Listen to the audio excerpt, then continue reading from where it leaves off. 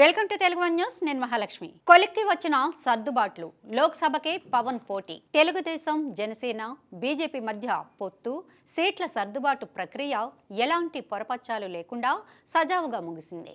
తెలుగుదేశం అధినేత చంద్రబాబు నాయుడు నివాసంలో జరిగిన కీలక భేటీలో సీట్ల సర్దుబాటు విషయంలో జనసేన తెలుగుదేశం పార్టీలు త్యాగాలకు వెనుకాడకపోవడం చూస్తుంటే పొత్తు పటిష్టంగా ఉండేందుకు ఆ పార్టీలు కంకణం కట్టుకున్నాయని స్పష్టమవుతోంది.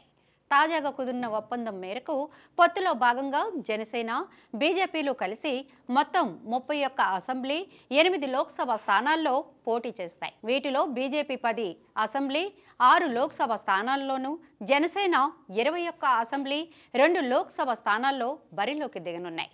ఇక్కడ తెలుగుదేశం కూడా తన కోటా నుంచి ఒక స్థానాన్ని బీజేపీ కోసం త్యాగం చేసింది. దీంతో సీట్ల సర్దుబాటు ప్రక్రియ సక్సెస్ఫుల్గా ముగిసిందనే చెప్పాలి.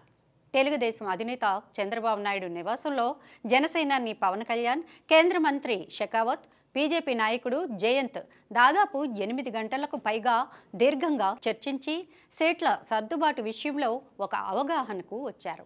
పొత్తులో భాగంగా ఎవరికి ఏ సీటు వచ్చినా అక్కడ గెలుపు గుర్రాన్నే నిలబెట్టాలని, ఎట్టి పరిస్థితుల్లో ఆ సీటు వైసీపీకి వెళ్లకూడదన్న విషయంలో 3 పార్టీలు ఏకాభిప్రాయంతో ఉన్నాయి.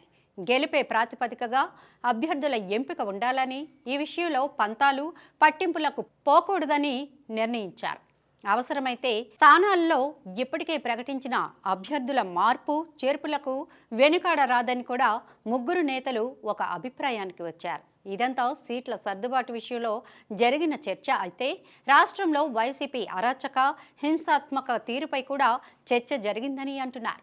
అలాగే రాష్ట్రంలో వైసీపీకి అనుకూలంగా వ్యవహరిస్తున్న కొందరు ఐఏఎస్, ఐపీఎస్ అధికారుల తీరుపై కూడా చర్చ జరిగిందని విశ్వసనీయంగా తెలుస్తోంది.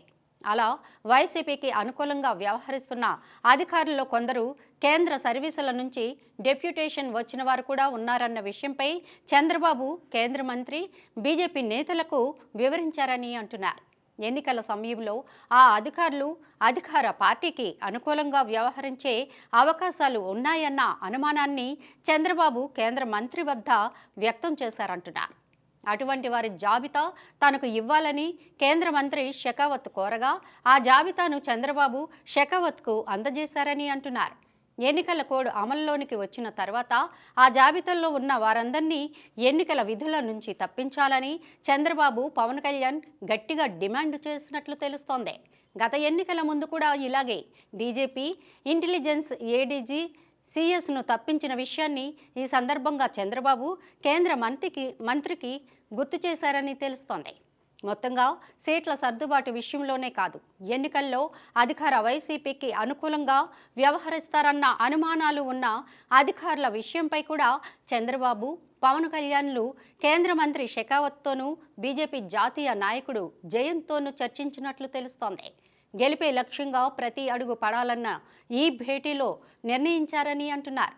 మొత్తంగా వచ్చే ఎన్నికల్లో ప్రతి ఒక్కరూ స్వేచ్ఛగా, స్వతంత్రంగా ఓటు వేసే వాతావరణం ఉండాలని, అందుకు కేంద్రం అవసరమైన చర్యలు తీసుకుంటుందని కేంద్ర మంత్రి షెకావత్ చెప్పినట్లు తెలుస్తోంది.